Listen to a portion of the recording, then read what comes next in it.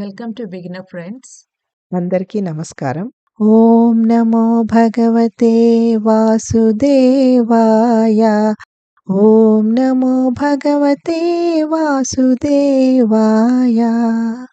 భగవద్గీత పారాయణలో ఈరోజు 6వ అధ్యాయము ఆత్మ సంయమ యోగము లేదా ధ్యాన యోగము 26వ శ్లోక నెంబర్ 26.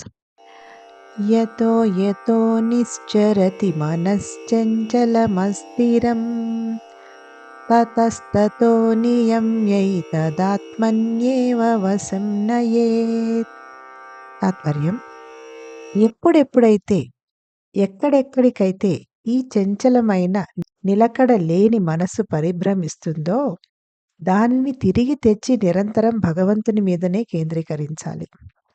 ధ్యానంలో విజయం ఒక్క రోజులో రాదు. పరిపూర్ణ సిద్ధి పొందే మార్గం సుదూరమైనది మరియు క్లిష్టమైనది. భగవంతునిపై మనసు కేంద్రీకరించాలని మనం ధ్యానంలో కూర్చున్నప్పుడు మనకు చాలాసార్లు తెలిసేదేమిటంటే మనస్సు ప్రాపంచిక సంకల్ప వికల్పాలలో భ్రమించిపోతుంది. దీన్ని ఎదుర్కోవడానికి ధ్యాన ప్రక్రియలో ఉన్న 3 అంచెలని అర్థం చేసుకోవాల్సిన అవసరం ఉంది. బుద్ధి యొక్క విచక్షణా శక్తితో మనం ఈ ప్రపంచం మన లక్ష్యం కాదు అని నిర్ణయించుకోవాలి. కాబట్టి మనం బలవంతంగా మనస్సుని ప్రాపంచికత్వం నుండి వేరు చేయాలి. దీనికి పరిశ్రమ అవసరం. మరలా బుద్ధి యొక్క విచక్షణా శక్తిచే భగవంతుడు మాత్రమే మనవాడు అని అర్థం చేసుకొని మరియు భగవంతుడిని పొందడమే మన లక్ష్యంగా చేసుకోవాలి. కాబట్టి మనస్సుని తిరిగి తెచ్చి భగవంతునిపైనే కేంద్రీకరించాలి. దీనికి కూడా పరిశ్రమ అవసరం. మనస్సు భగవంతుని నుండి వేరుగా వచ్చేసి మరలా ప్రపంచంలో తిరుగుతూ ఉంటుంది. దీనికి శ్రమ అవసరం లేదు. దానికదే అనాయాసంగా అయిపోతుంది. ఎప్పుడైతే మూడవది దానికదే అయిపోతూ ఉంటుందో అంటే మనస్సు భగవంతుడి నుంచి వేరుగా వచ్చేసి మళ్ళీ ప్రాపంచిక విషయాల్లో నిమగ్నమైపోతున్నప్పుడు సాధకులు తరచుగా నిరాశపడతారు. భగవంతునిపై మనస్సు కేంద్రీకరించడానికి నేను చాలా ప్రయత్నించాను, కానీ మనస్సు తిరిగి ప్రాపంచికత్వంలోకి వెళ్ళిపోయింది అని. శ్రీకృష్ణుడు మనలను ఇలా నిరాశ పడవద్దు అంటున్నాడు. మనస్సు బహు చంచలమైనది. మనం ఎంత ప్రయత్నించినా అది సహజంగానే తన ఆసక్తి ఉన్న చోటికి వెళ్ళిపోతుంది.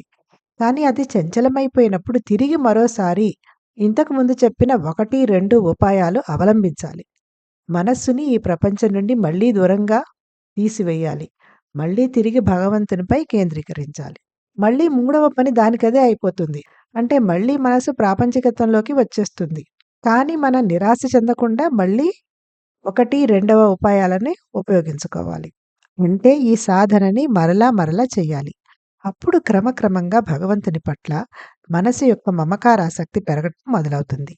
అదే సమయంలో ప్రపంచం మీద వైరాగ్యం కూడా పెరుగుతుంది. ఇది జరిగే క్రమంలో ధ్యానం చేయటం ఇంకా సులువు అవుతుంది.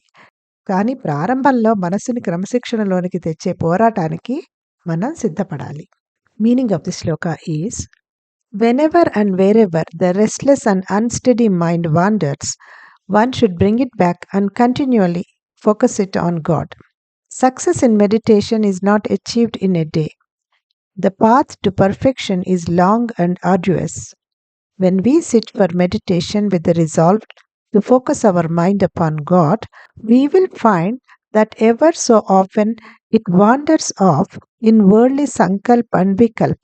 It is thus important to understand the 3 steps involved in the process of meditation.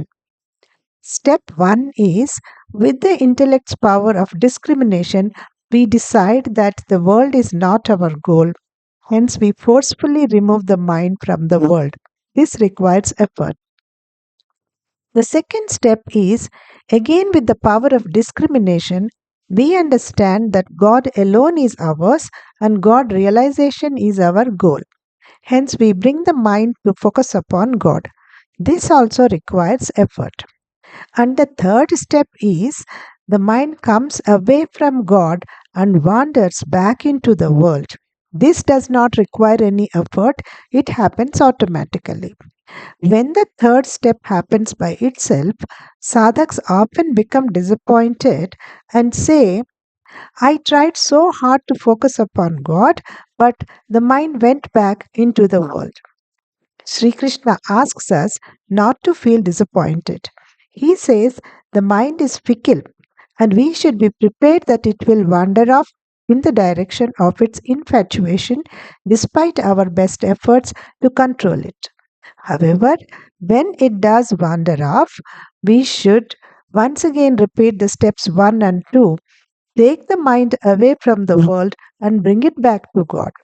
Once again, we will experience that step 3 takes place by itself. We should not lose heart and again repeat steps 1 and 2. We will have to do this repeatedly, then slowly the mind's attachment towards God will start increasing. And simultaneously, its detachment from the world will also increase. As this happens, it will become easier and easier to meditate. But in the beginning, we must be prepared for the battle involved in disciplining the mind. Om Namo Bhagavate Vasudevaya.